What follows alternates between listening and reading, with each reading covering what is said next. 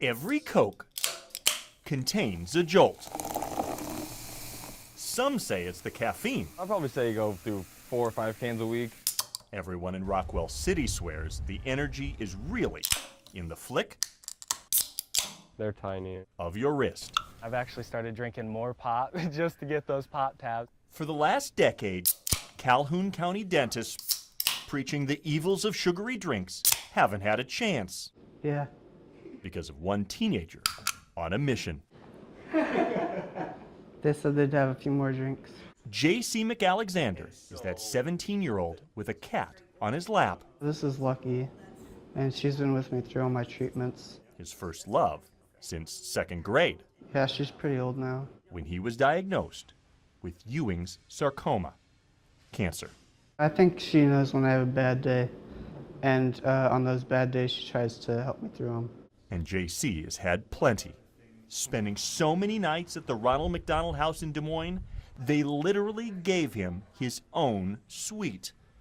But they also gave his parents a shoulder to cry on. I had somebody that I could talk to about what our challenges were, about what our fears were. We can't put a price on what they've done for us. But once J.C. beat cancer, that 8-year-old wanted to try, rallying his community behind a currency even his classmates who had shaved their heads could latch onto. We had different places around Rockwell City where people could like donate pop tabs, like around banks. This was his way of giving back.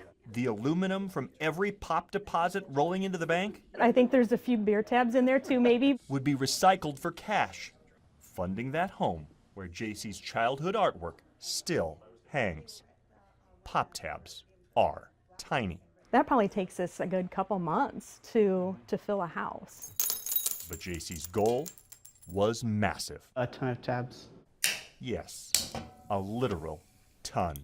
When you start doing the math, it's kind of crazy. Through middle school, little baggies became big boxes That's literally so many pop tabs. until J.C. called with the news. It took him 9 years, but he was sure he had his ton, Yeah, because the garage has been filling up. and he wanted to say thanks from his bed in hospice. It just helps you know that people are on my side, and it helps to keep me going. 17 hours after he talked with us, this 17-year-old died. J.C. was weak, but he was determined to make sure every person who ever popped a tab knew it mattered. It always felt like they were rooting for me behind the scenes there. Looking back now, I think he knew that he was close to the end, but he used that whatever energy he had to talk to you. And then he didn't really talk much after that. And I cried and held him and told him I loved him. And that was it.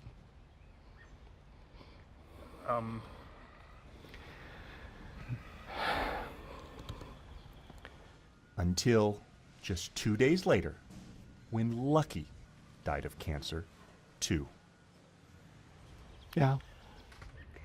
And we've been saying goodbye for 7 or 8 weeks now, and it's hard. A month before he died, the high school junior finished his Eagle Scout project on Main Street. But he didn't get the time to cash in on the aluminum stockpile from his garage. For us, it's just carrying on a friend's legacy. So those same buddies who'd shaved their heads as second graders What he wanted is finally getting done. It's a great thing. lugged boxes so heavy Oh, they split. Bottom broke on me. JC would be getting after me right now about this. Making sure every last tab counted. If somebody took the time to pull one of these off, we want to make sure that they get here. The recycling center's scales show JC's jackpot weighed 3,520 pounds, Okay. almost doubling his ton. I've just never seen this many pop tabs at one time. Is this the end?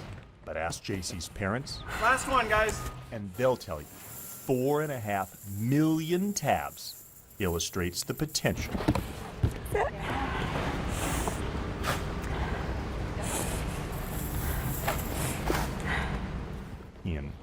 all of us.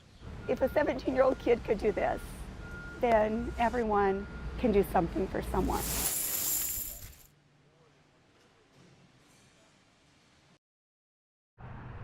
I might need somebody strong to open this. When moms send their boys to college, Do we measure it out ever? Or No, do we just heck no. Just dump it in. right good? they cringe at the thought of mealtime Hot cakes, baby.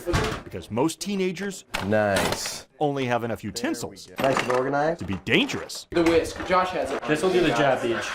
Not a chef in town would use a cordless drill to mix pancakes. Then again, they'd actually use eggs. We don't do that. We just want to add water. That's all we need to do. But most of those chefs don't have Friday night plans as big The drill works great, honestly. as the guys who live in Ames's Pancake House. It's ridiculous. Once a month, they fire up their griddles for the invasion What's up, girls? of classmates looking for free flapjacks College students love free. at their now infamous pancake parties. We're famous. Their kids swear the main course is fine, They're fluffy. They're made by college students, so you know they're good. but the block party And now we start. is even better. Because next to the Pancake House Whoever gets to the bottom of their can, wins. is the Muffin House's drinking game. And next to that, the Waffle House's dance party packs in 150. Which is all fun until the cops show up. Hey guys, good. How are you? And then the weirdest thing happens. Nothing. When we show up, normally there's beer cans being dropped and kids running through the neighborhood trying to get away from us.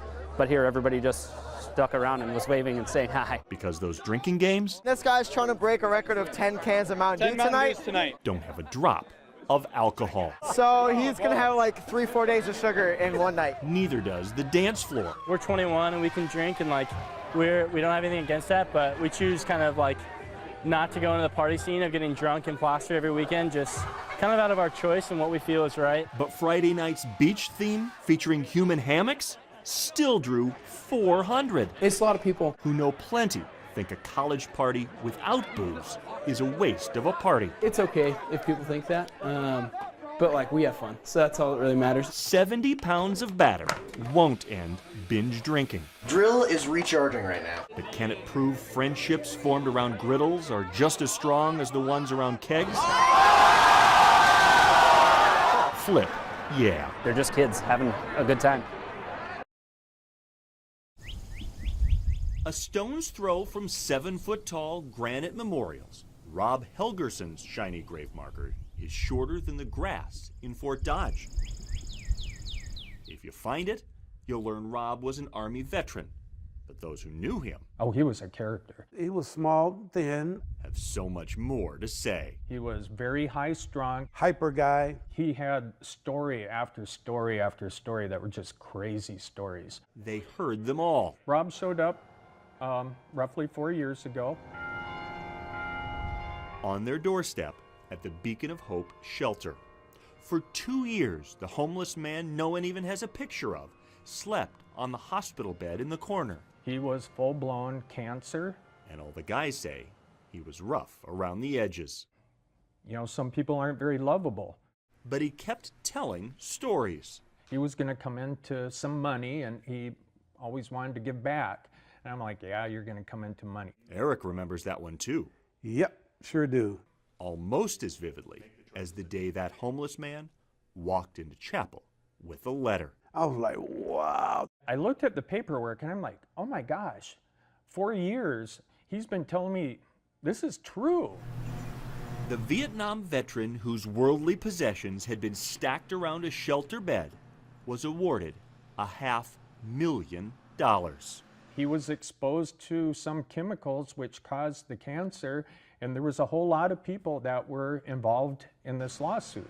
But he got the settlement, and within weeks, he passed away. In those last weeks, Rob Helgerson paid cash for his burial plot and plaque, paid off all his medical bills, and drew up a will. He was a very generous guy. The man who lived most of his life poor left $30,000 to help guys like Chad. I've been struggling with addiction most of my adult life. Who work in the shelter's thrift store. The timing was perfect. Rob's gift became the down payment on a 6,000 square foot expansion, allowing the shelter to better support itself. Oh, exactly, exactly. And its residents to find their purpose. It's created a source of income for me. In life, Rob Helgerson's story has left a lot of people rolling their eyes. His gifts in death, get me back on my feet, are a reminder. You can't judge a book by its cover because every single person has a story. And Rob also left $5,000 gifts to the Almost Home Humane Society, the Fort Dodge Fire Department, and groups that give warm coats to underprivileged kids. Eric Hanson, KCCI 8 News, Iowa's news leader.